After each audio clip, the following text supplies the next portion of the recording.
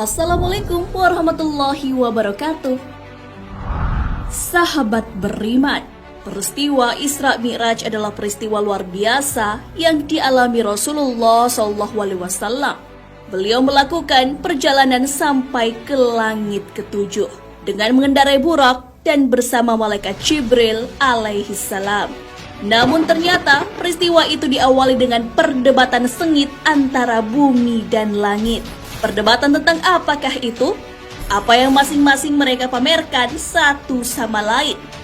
Mengapa langit memohon kepada Allah Subhanahu wa taala agar Rasulullah SAW mengunjunginya?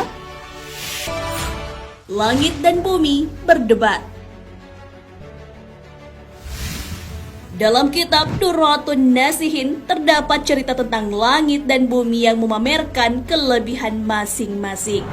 Bumi pun berkata, "Wahai langit, aku ini lebih baik darimu, karena di atas pundakku terdapat peradaban umat manusia, makhluk sempurna ciptaan Allah. Kemudian Allah menghiasku dengan hamparan samudra yang luas, sungai yang mengalir tiada henti, gunung yang menjulang tinggi, pepohonan semuanya ada padaku." Mendengar hal ini, langit pun mulai memamerkan yang dipunyainya. Langit menyatakan bahwa dialah yang terbaik karena padanya terdapat matahari.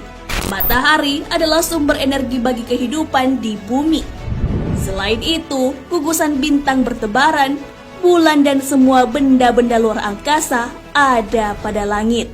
Bukan hanya itu, kursi dan arsy beserta surga juga ada di langit. Tak mau kalah, bumi kembali membalas langit. Kali ini, bumi memamerkan bahwa ia memiliki tanah haram Baitullah.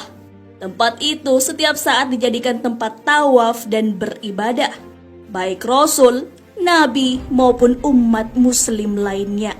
Untuk membalas bumi, tentu saja langit memamerkan Baitul Ma'mur. Langit berkata, "Baiklah jika kau punya Baitullah, maka aku punya Baitul Ma'mur, tempat tawaf para malaikat langit. Aku juga punya syurga, tempat bersemayamnya ruh para nabi, rasul dan orang-orang soleh." Akhirnya, jurus terakhir bumi pun dikeluarkan. Ia memamerkan bahwa manusia paling mulia di dunia menjalankan syariat di atasnya.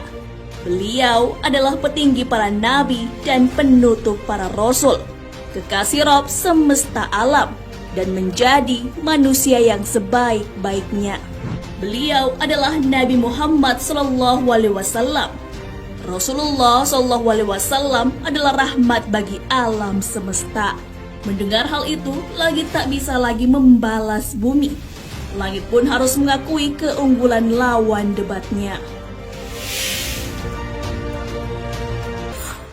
Rasulullah SAW mengunjungi langit. Atas semua yang terjadi, langit pun memanjatkan doa agar manusia mulia itu mengunjunginya. Langit berjanji akan memuliakan kekasih Allah Subhanahu wa taala. Itu semua sama seperti bumi memuliakannya. Allah Subhanahu wa taala yang Maha Pengabul doa akhirnya mengabulkan keinginan langit. Pada tanggal 27 Rajab, Allah Subhanahu wa taala menyuruh malaikat Jibril berhenti bertasbih. Malaikat Israel juga dilarang mencabut nyawa. Malaikat Jibril pun mempertanyakan perintah Allah Subhanahu wa taala. "Ya Allah, apakah kiamat telah sampai?" Allah pun berfirman, "Tidak wahai Jibril. Pergilah engkau ke surga dan ambillah burak dan terus pergi kepada Muhammad dengan burak itu."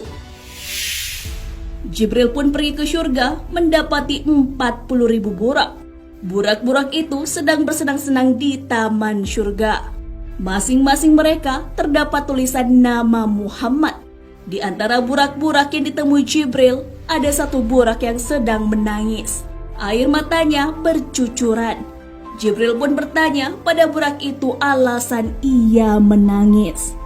Burak itu lalu menjawab, "Ya Jibril, sesungguhnya aku telah mendengar nama Muhammad sejak 40 tahun.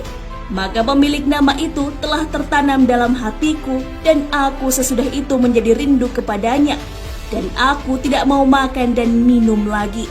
Aku laksana dibakar oleh api kerinduan.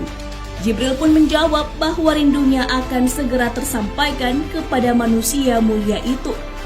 Burak itu menjadi sangat senang. Malaikat Jibril lalu memakaikan pelanan dan kekang pada burak tersebut. Burak itu pun menjadi saksi perjalanan Isra Mi'raj Nabi Muhammad SAW.